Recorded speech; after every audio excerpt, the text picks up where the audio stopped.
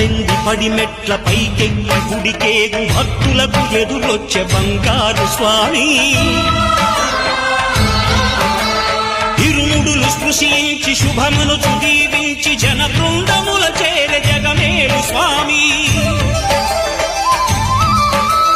తన భక్తులనరించు తప్పులకు తడబడి ఒక పక్క ఒరిగెన ఓంకారమూర్తి